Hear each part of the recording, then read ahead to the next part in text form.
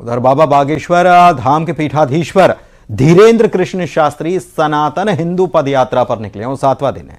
झांसी में पदयात्रा को लेकर लोगों में उत्साह दिखा। पदयात्रा के दौरान युवा करतब दिखाते नजर आए। धीरेन्द्र शास्त्री एक बार फिर से हिंदू एकता की हुंकार भर रहे हैं। बात की करो विदाई, हम सब हिंदू, हम सब हिंदू, हम सब हिंदू। एक तरफ जय श्री राम का उद्घोष, लहराता हुआ भगवा झंडा और वहीं हिंदुओं को एकजुट करने का संकल्प।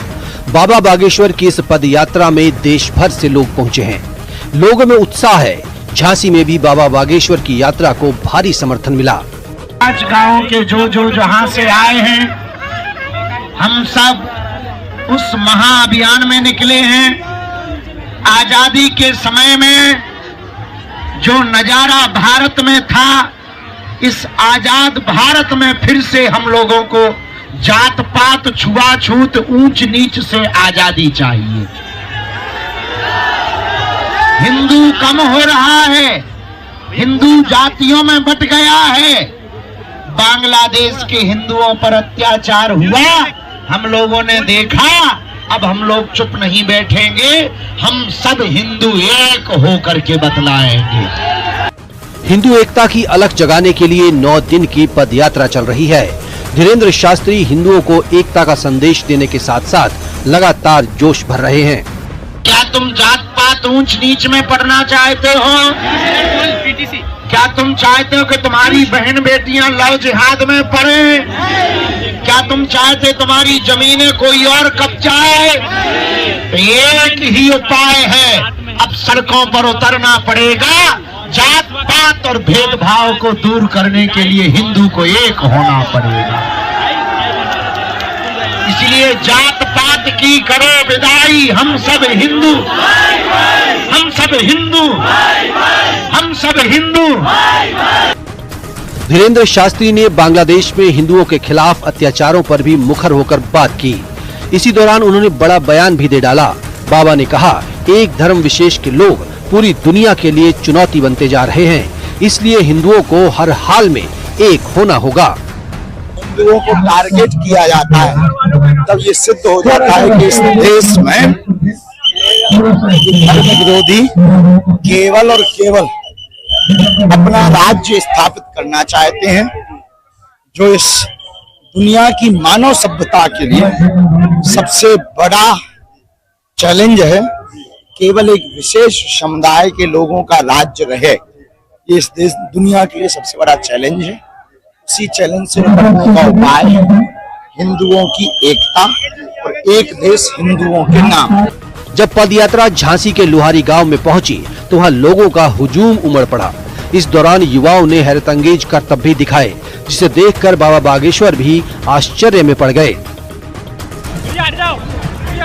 थोड़ा सा पीछे का गैप बनाए, थोड़ा सा पीछे का गैप बनवाए। पद यात्रा जहां भी रुक रही है वहां भगवामय माहौल नजर आ रहा है। 29 नवंबर को यात्रा का समापन होना है। हर हाल में हिंदुओं को अब आगे आना होगा और इस मुहिम का भरपूर समर्थन भी होता हुआ फिलहाल दिखाई दे रहा है। फिर काफी उमड़ रही है। अश्विनी मिश्रा, न्यूज़ 18, झांसी। और भोपाल में बीजेपी की एक बड़ी बैठक बस कुछ ही देर में शुरू होने वाली है। संगठन चुनाव को दरअसल लेकर ये बैठक बुलाई गई है और इसमें बीजेपी के नेता जो हैं वो पहुंचने लगे हैं। सांसदों को बुलाया गया, विधायकों को बुलाया गया बैठक में शामिल होने के लिए। इसके अलावा भी तमाम बड़े नेताओं को बुलाया गया है, चाहे वो महापौर हैं उनको भी बुलाया गया। तो ये बड़ी बैठक जो है वो होने वाली है।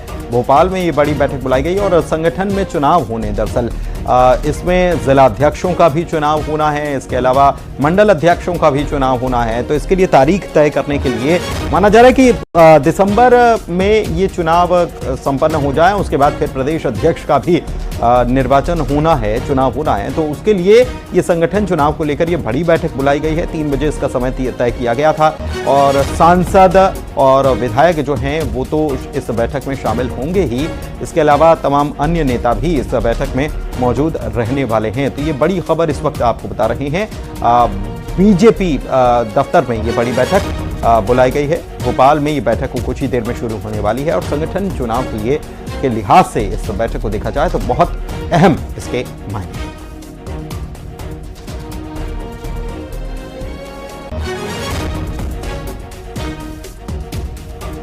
रमाकांत दुबे हमारे संवाददाता फोन लाइन पर जुड़े हुए हैं। रमाकांत से जानते हैं इस बैठक को लेकर कि ये तो साफ है कि संगठन के चुनाव को लेकर ये बैठक बुलाई गई है रमाकांत, लेकिन और क्या जानकारी, कौन कौन पहुंच रहा है इस बैठक में और कब तक ये बैठक शुरू होने वाली है?